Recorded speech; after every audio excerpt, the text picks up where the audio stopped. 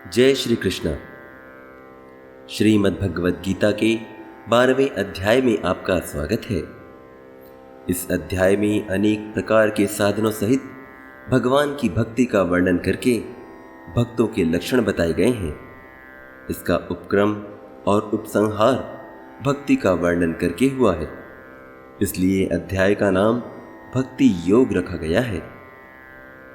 अर्जुन ने कहा, जो अनन्य प्रेमी भक्तजन पूर्वोक्त प्रकार से निरंतर आपके भजन ध्यान में लगे रहकर आप सगुण रूप परमेश्वर को और दूसरे केवल अविनाशी सच्चिदानंद निराकार ब्रह्म को ही अति श्रेष्ठ भाव से पूजते हैं, इन दोनों प्रकार के उपासकों में अति उत्तम योग वेत्ता कौन है?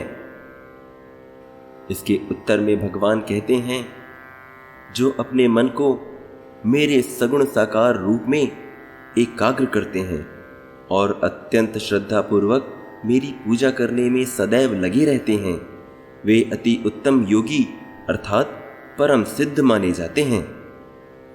परंतु जो मनुष्य इंद्रियों के समुदाय को भली प्रकार से वश में करके मन बुद्धि से परे सर्वव्यापी अकथनीय स्वरूप और सदा एक रस रहने वाले नित्य अचल निराकार अविनाशी सच्चिदानंद ब्रह्म को निरंतर एक ही भाव से ध्यान करते हुए भजते हैं, वो संपूर्ण जीवों के कल्याण में संलग्न रहकर अंततः मुझे प्राप्त करते हैं। जिन लोगों के मन परमेश्वर के अव्यक्त निराकार स्वरूप के प्रति आसक्त है, उनके लिए प्रगति कर पाना अत्यंत कष्टप्रद है। देहधारियों के लिए उस क्षेत्र में प्रगति कर पाना सदैव दुष्कर होता है। अब सगुण परमेश्वर की उपासना से परमेश्वर की प्राप्ति शीघ्र और अनायास होने की बात कहते हुए भगवान कहते हैं, परंतु जो मेरे परायण रहने वाले भक्तजन संपूर्ण कर्मों को मुझ में अर्पण करके मुझ सगुण रूप परमेश्वर की अनन्य भक्ति योग में निरंतर चिंतन करते हुए भजते हैं, उनके लिए हे अर्जुन, मैं जन्म मृत्यु के सागर से शीघ्र उद्धार करने वाला हूं।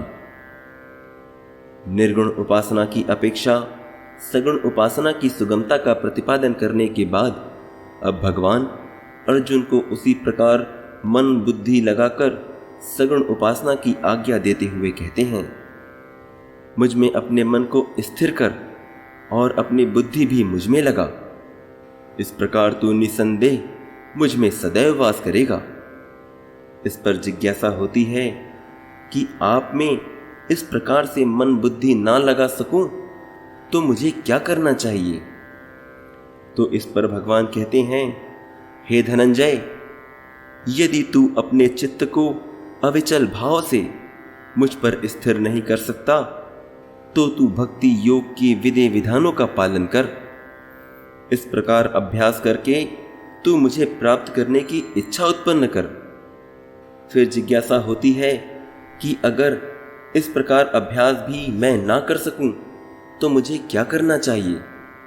इस पर भगवान कहते हैं, यदि तू भक्ति योग के विधि विधानों का भी अभ्यास नहीं कर सकता तो मेरे लिए कर्म करने का प्रयत्न कर, क्योंकि मेरे लिए कर्म करने से तू पूर्ण अवस्था अर्थात सिद्धि को प्राप्त होगा। और यदि मैं उपयुक्त प्रकार से कर्म भी ना कर सकूं तो मुझे क्या करना चाहिए?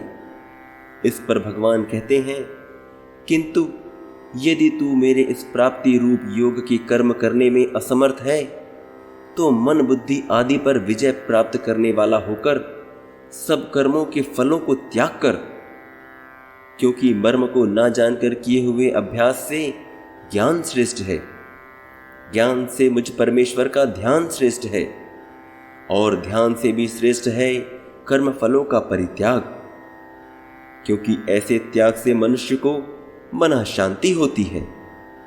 जो किसी से द्वेष नहीं करता, सभी जीवों का दयालु मित्र है, जो अपने को स्वामी नहीं मानता और मिथ्या अहंकार से मुक्त है, जो सुख दुख में समभाव रहता है, जो क्षमावान है, जो निरंतर संतुष्ट रहता है, जो मन इंद्रियों सहित शरीर को वश में किए हुए है, और मुझ में दृढ़ निश्चय वाला है, वह मुझ पे अर्पण किए हुए मन बुद्धि वाला मेरा भक्त मुझे अत्यंत प्रिय है, जिससे किसी को कष्ट नहीं पहुंचता तथा जो किसी के द्वारा विचलित नहीं किया जाता, जो सुख और दुख में, भय तथा चिंता में संभाव रहता है, वह मुझे अत्यंत प्रिय है।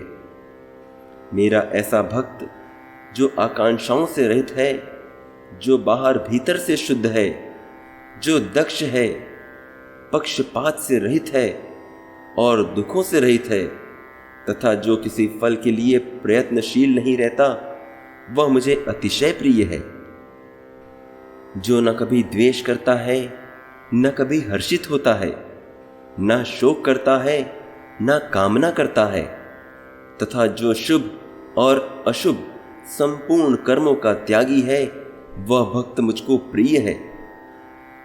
जो शत्रु और मित्र में, मान और अपमान में सम है, जो सर्दी और गर्मी, सुख दुखादि द्वंद्वों में सम है और आसक्ति से रहित है, जो निंदा और स्तुति को समान समझने वाला है, मननशील और जिस किसी प्रकार से शरीर निर्वाह होने से संतुष्ट है और रहने के स्थान में ममता और आसक्ति रहित है, वह स्थिर बुद्धि भक्तिमान मनुष्य मुझको प्रिय है। जो इस भक्ति के अमर पथ का अनुसरण करते हैं, जो मुझे ही अपना चरम लक्ष्य बनाकर श्रद्धा सहित पूर्ण रूपेण संलग्न रहते हैं, वे भक्त मुझको अतिशय प्रिय हैं। यहां समाप्त होता है गीता का 12वां अध्याय। शीघ्र ही मिलते हैं गीता के अगले अध्याय यानी 13वें अध्याय में। जय श्री कृष्णा।